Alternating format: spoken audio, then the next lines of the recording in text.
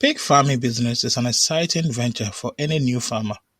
However, most people that want to start pig farming keep getting the same thoughts through their minds. How difficult is it to start a pig farm? Since I still have your attention, it means you have either started your pig farm business or you are going to start and maintain that pig farm successfully. Pig farming is highly profitable and is a booming business in Ghana at the moment and Africa as a whole. As a new farmer, you have probably told a few friends and families about your business ideas, and probably the response you got was not exactly what you wanted to hear.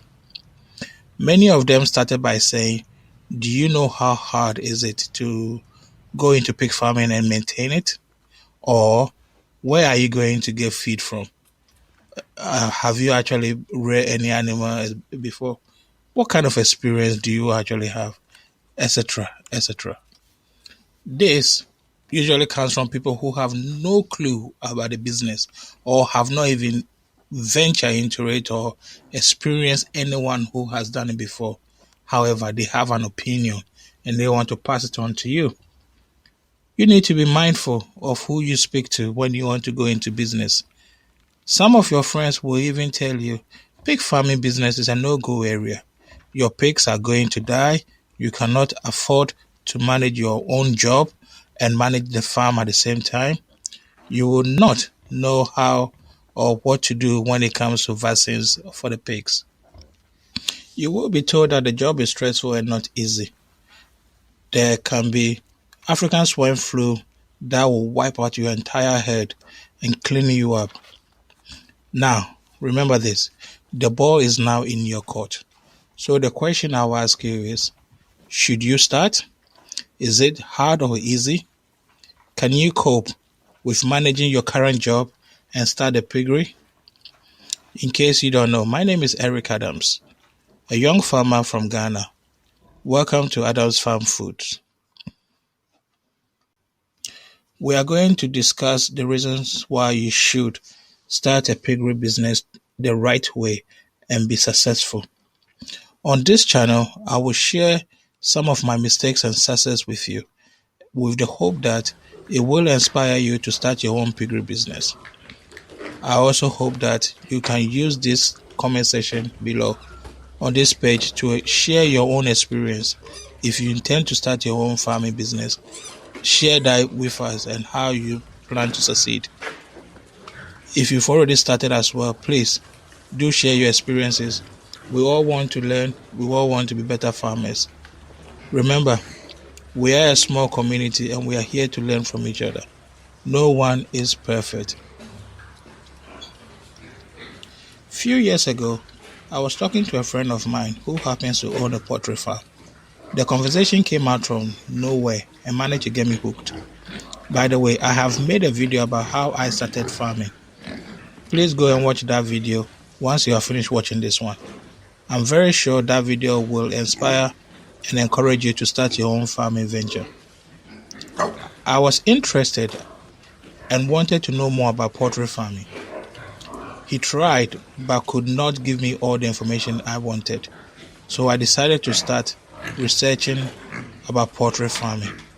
Somehow, during that research, I came across a pig farming and became intrigued. The more I researched into piggery, the more excited I got. It was not long before I bought myself a land, 4 acres land in Ghana, and started putting structures on it. Let me ask you this. Has anyone ever told you, don't start a piggery business because it is scary and difficult? Comment below. I want to hear your experiences. Chances are, if you are here, it means you have either started or are about to start your own piggery business, and someone or something is scaring you off it. Please subscribe to the channel, share and like the video. On this channel, I will try to share my experience and hopefully you can learn something from it and avoid the mistakes that I made and become successful. There are many reasons why pig farming fails. Some of them are poor planning, no experience, and lack of management expertise. But above all, the prices of feed and how to market the end product can be a challenge to some farmers that leads to the farming failing. But you need to remember, just like any other business, you can either fail or succeed. So the question really is, what do you want? Do you want to fail or succeed? Because if you want to succeed, you need to follow other people who have done it, follow their blueprint, follow how they did it, how well they organized their farm, how they structure it, how they went about it, how they manage it to become successful. The number one reason why people fail in pig farming is preparations. You need to think about how much it will cost you to start, where you are going to sell your pigs once they have reached market value. You need to plan and make certain your source of income. At least the money is to sustain you and maintain the farm until you start earning from your pigs. The second reason why people fail is availability. Many farmers start and place the farm in other people's hands without visiting the farm. As a farmer, you need to be there. Even if you're not there, you need to have somebody you can trust, somebody you believe in, to be visiting and watching. Don't trust anyone because you think they know best. You need to have a watchful eye. Whatever they tell you, you need to verify. If they sell you something, you need to make sure what they're telling you is right. If somebody is telling you, I did this, I did that, that's them selling you something. Verify that and confirm and make sure that whatever they are telling you is accurate. Why would you work so hard or even borrow money to start a piggery and then give it to somebody else to look after it without you visiting the farm yourself? A phone call here and there is never enough. You need to visit your own farm.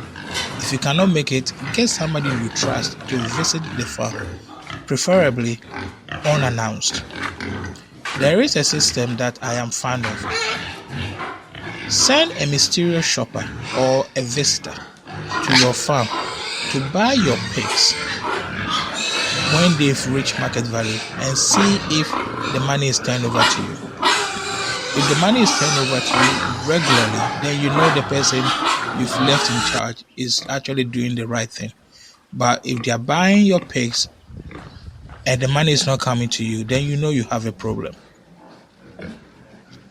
The number three reasons why I believe pig farming fails is simply diseases and infection prevention. People do not set up biosecurities on their farms to prevent diseases from coming to the farm.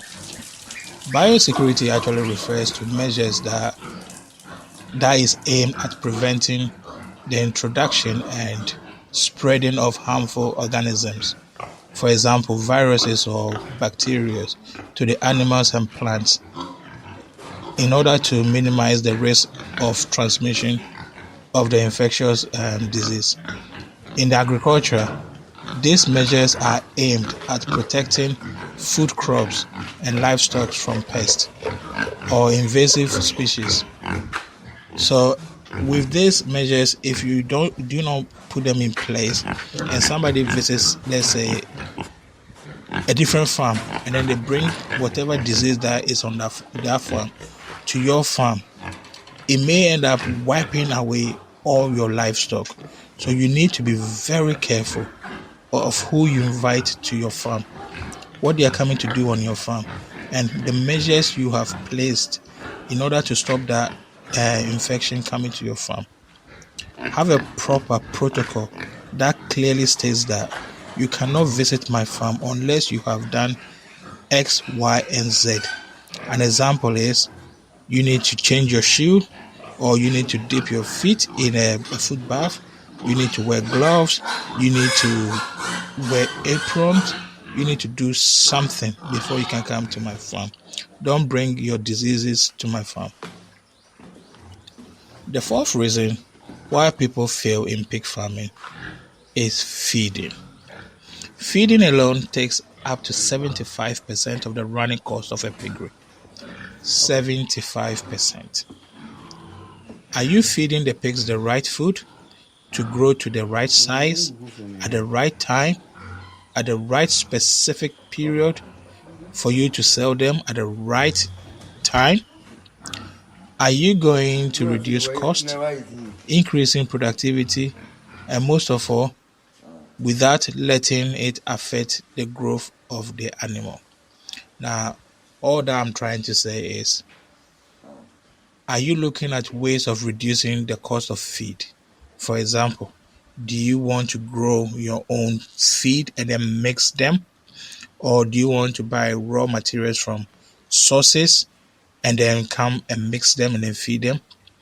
If you're buying it from sources, you need to be very careful because you don't know what they've done to the feed or how they've grown that feed before you're going to buy it. So you need to be careful. If you're buying already made feed too, you need to also now pay attention to the content of it. Is it suitable for your animals? Have you used them before? Have you asked anyone who has used them before? Any recommendations? You need to be careful. Finally, you need to read. I know, reading. A lot of farmers don't research. They watch one or two YouTube videos here and there, and then they think they are farmers. You need to do your own research as well. It is good to follow other people, learn from their own blueprint, learn from mine. However, you need to pick up a book as well. You need to go on the internet. You need to get more and wider experiences, put them all together, and then come up with your own. Preferably, go to a working farm as well. Go and learn from them. How are you doing this? What did you do to achieve this outcome? And then you compare it to my videos, you compare it to something you've read, and then see how you're getting on. It is nice to know that, look, you've watched this and that video, so you've got the experience. But if you haven't, first time experience, you need to find something. You can employ someone who has reared pigs before, but be mindful. Sometimes it's dangerous to have someone who knows more than you do about your own business. So you need to equip yourself with some knowledge, at least some basic knowledge, so that when you're talking to the farmer or the experienced person, they will think you know the business as well, so that they don't try and lie to you or cheat you here and there. So find that experienced person and be certain that your business is going to the right hand if you lack that experience. If you don't lack experience and you are knowledgeable enough, then go for it. If you are here for the first time, please do not forget to subscribe, like and share the videos. I'll see you in my next video. Bye bye for now.